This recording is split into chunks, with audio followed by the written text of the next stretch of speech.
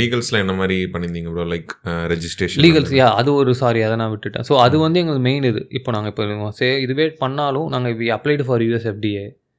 மிச்சபடி மிச்ச certifications. யூஎஸ்எஃப்டிஏன்றது for ஃபுட்டுக்கு வந்து நீங்கள் யூஎஸ்ல செல் பண்ணணும்னா, ஏன்னா நம்ம பண்ணும்போதே குளோபலில் தானே பிளான் பண்ணோம். ஓகே, அதனால தான் கேட்டிருந்தேன். ஏன்னா அந்த மாதிரி சின்ன நுவான்சஸ் வந்து யாரும் பெருசாக பேசிக்க மாட்டாங்க. ஸோ இப்போ நாங்கள் பண்ணும்போது என்னன்னா அது ஐடியாவே குளோபல் மார்க்கெட் தான். எடுத்த உடனே வச்சிடணும் அப்படின்ற மைண்ட் செட்டில் தான் ஆரம்பிச்சது. கரெக்டாக அப்போ தான் கோவிட் வந்து நல்ல ஒரு லெசன் டீச் பண்ணி பண்ணும்போது அப்ளை பண்ணும்போது USFDA கிடச்சிருச்சு. USFDA அப்ளை பண்ணோம். USFDA போது நாங்கள் ப்ராடக்ட்லாம் ரெடி பண்ணிட்டு USFDAக்கு போனோம்னு USFDAல ரெகுலேஷன்ஸே வேறு. ஸோ ஃபார் எக்ஸாம்பிள்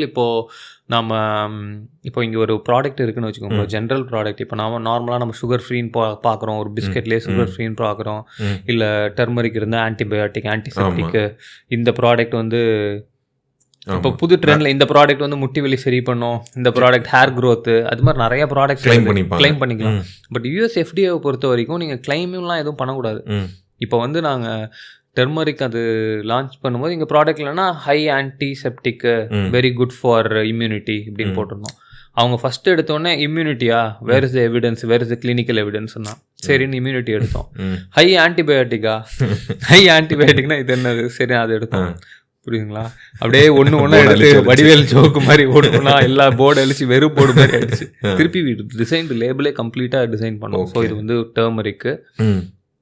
டர்மரிக்கில் எது கிளினிக்கல் எவிடன்ஸ் இருக்கோ, ஸோ எங்கே சோர்ஸ் பண்ணுறோம் எல்லா இதுவுமே கொஞ்சம் டீட்டெயிலாக கேட்பாங்க USFDA.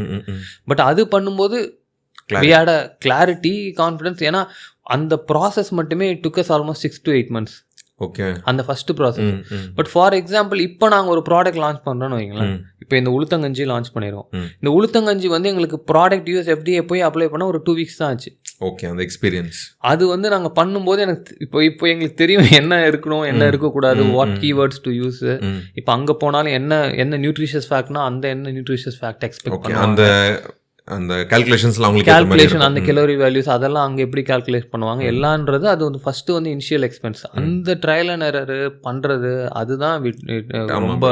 இப்போ ஒரு எக்ஸாம்பிள் கேட்குறேன், அந்த ப்ராசஸ்க்கு எவ்வளோ செலவாகும்? லைக் அந்த USFDA பண்ணுறதுக்கு அரௌண்ட் ஒரு 1.2 to 2 lakhs கிட்ட ஆகும். ஓகே ப்ரோ, அது அந்த சர்டிஃபிகேட் இருந்துச்சா நம்ம ப்ராடக்ட் வந்து எக்ஸ்போர்ட் பண்ணிக்கலாம். ஆக்சுவலி எக்ஸ்போர்ட் பண்ணி USFDA மட்டும் இல்லை, பட் எல்லா ரெகுலேஷன் சர்டிஃபிகேஷன்ஸ் எல்லா இதுக்கும் சேர்த்து சொல்லுங்கள். Okay bro, okay. ஏன்னா எல்லாத்துக்கும் சின்ன ஸ்பார்க் தான் தேவைப்படும். இந்த வார்த்தையை நான் ஃபர்ஸ்ட் டைம் கேள்விப்படுறேன். ஓகே, பார்க்குறவங்க அந்த ஸ்பார்க் கிடச்சினா போதும் அவங்க அடுத்தடுத்து கொண்டு போயிடுவாங்க ப்ரோ. அப்போ நீங்கள் அந்த டைம் இங்கே செல் பண்ணணும் பிளான் இல்லையா? ஆக்சுவலி இங்கேயே செல் பண்ணலான்ற plan, but we are concentrating more on அந்த அல்டிமேட் டைம் பிடிச்சிடலாம் வால்மார்ட்ன்ற மைண்ட் செட்டில் தான் இருக்கும். Okay bro, okay bro. இப்போ பொருள் வச்சுட்டிங்களா வால்மார்ட்டில்? இல்லை, எங்களுக்கு இங்கே மார்க்கெட்டே இப்போ இருக்கிற நிலைமைக்கு பக்காவாக போயிட்டு இருக்கு. கான்சன்ட்ரேட்டிங் மோர் ஆன் இந்தியா இப்போ.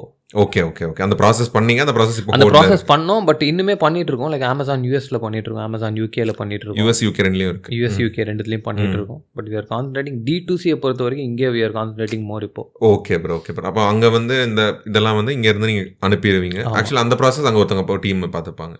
Amazon இல்லை, Amazonல we go with the FBA. Okay okay. நீங்கள் வந்து இன்வென்ட்ரி அனுப்பிடுவீங்க, அவங்க மேனேஜ் பண்ணிடுவோம். அங்கேருந்து மேனேஜ் பண்ணுவோம். நான் இங்கேருந்து அப்போ பண்ணும்போது நான் அந்த கால்மார்ட்டில் அனுப்பிச்சிடலான்ற பண்ணும்போது தான் கோவிட் வந்தது. கோவிட் வந்தவொன்னு தான் இப்போ நான் சொன்னேன்ல அவங்க ப்ரெக்னென்ட்டாக தான் கேட்டேன். அது மாதிரி நிறைய பேர் இங்கேயுமே கேட்க ஆரம்பிச்சாங்க. ஓகே. இன்னொன்று வந்து Covid is like kind of blessings in disguise மாதிரி எங்களுக்கு.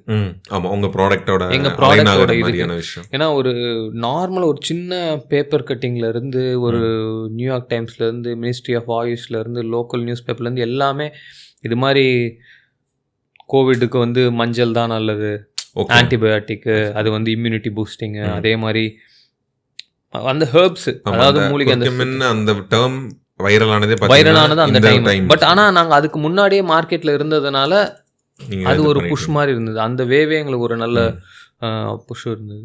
Okay bro. ஆனால் இப்போ வந்து ஷெல்ஃப்ல எல்லாம் Amazon FBAல மூலமாக நீங்கள் UKல USல வாங்கிட்டு தான் இருக்காங்க. ஆமாம். ஓகே ப்ரோ, சேல்ஸ் நடந்துட்டு தான் இருக்கு. Okay bro. ஸோ அப்போ இனிஷியல் இன்வெஸ்ட்மெண்ட் எது இருந்துச்சு? மற்றபடி கம்பெனி ரெஜிஸ்ட்ரேஷன்ஸ்லாம் எப்படி ப்ரைவேட் லிமிடெட் அப்பமே போயிட்டீங்களா இல்லைன்னா?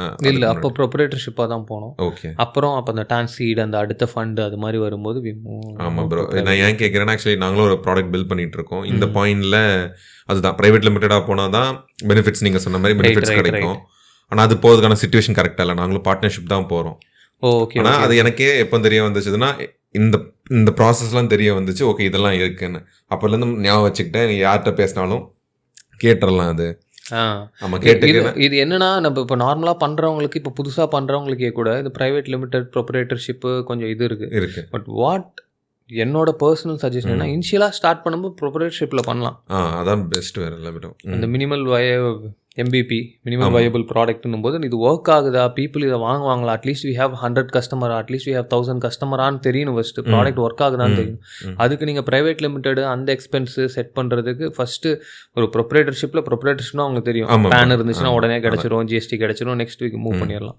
ஸோ அந்த ப்ரொப்ரேட்டர்ஷிப்பு பண்ணும்போது ப்ராடக்ட் மார்க்கெட் போயிட்டு எப்படி அவங்க பண்ணுறாங்க, ஒர்க் ஆகுதா என்னன்னு பார்த்துட்டு அப்புறம் கூட ப்ரைவேட் லிமிடெட். ஏன்னா ப்ரைவேட் லிமிடெட் ஆனால் ப்ரைவேட் லிமிடெட் போகும்போது தான் உங்களுக்கு எக்ஸ்டர்னல் ஃபண்டிங்காக இருக்கட்டும், எல்லா பெனிஃபிட்ஸுமே அந்த ப்ரைவேட் லிமிடெட் போனதுக்கப்புறம் தான்.